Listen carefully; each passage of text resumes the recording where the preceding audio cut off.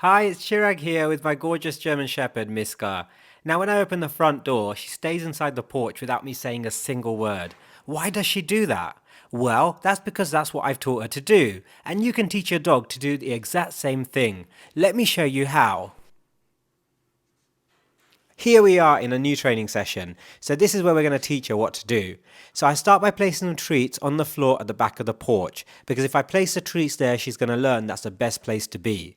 Then I touch the door handle and give her treats at the back of the porch. And in small steps, I start to open the door. As you can see, the first few steps just involve moving the door handle before I even open the door. I give her 3 or 4 treats on the floor, sometimes 5 or 6, because I really want her to learn that's the best place to be.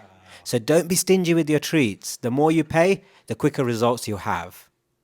And then in small steps, we start to open the door, centimeter by centimeter. And what you find is if you work in small steps, you make quick progress. If you work in large steps, you leave lots of room for error, and then you have to keep going backwards and forwards. So break your training into small steps and you'll have success really quickly. Now notice I've got a gate in the front of my drive. That's why Miska hasn't got a lead or a collar on. However, if you're training this and you don't have something safe, always use a leash and a collar so your dog doesn't get into trouble. You can also train indoors, like in the living room or around a different door, before you start training at your front door. So this makes it a little bit easier for your dog because often some of the inside doors are less exciting than the front door.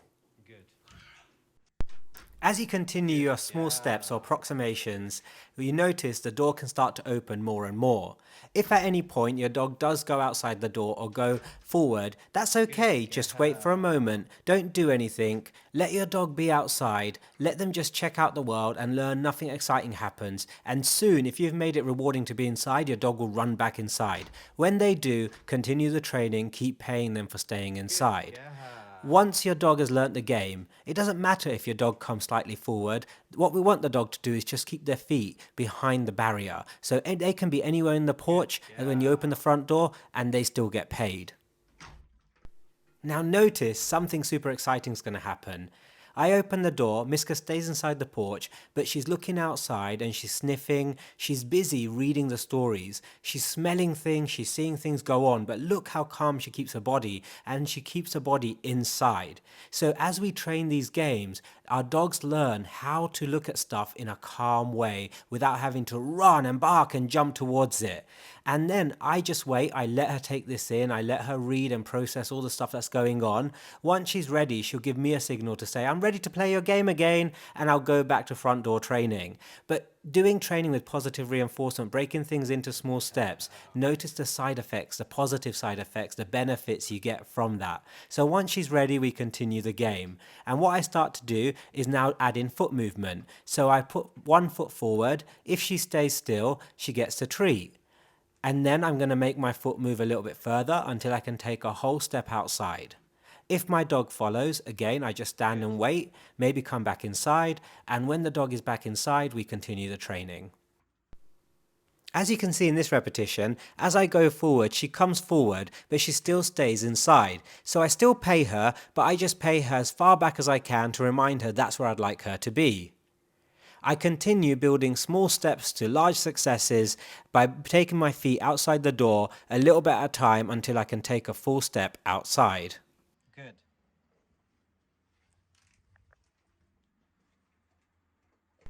At the beginning of this game, I was way stricter with my criteria, my expectations. She had to stay back and stay still at the back of the porch. But my overall goal is she can be anywhere in the porch, even at the front door, as long as her feet are staying behind that white barrier. So as you can notice, I start to become a little bit more relaxed and I pay her for staying inside, anywhere in the porch, as long as she keeps her feet inside. So going back to the real life training walk from today, notice that as I go forward, she comes forward, but she just keeps her body inside. In everyday situations, I tend to just do 1 repetition and then head straight out. Because of the video, I did multiple repetitions. But here, I haven't been practicing too much, so notice that when I do take a step outside, without inviting Miska to come out, she takes a step outside. So what do? I just wait for a second, and then I ask her to go back inside, and then I repeat the repetition. And what happens when I repeat the repetition because of the prior learning history? She stays inside. And then I pay her for doing that.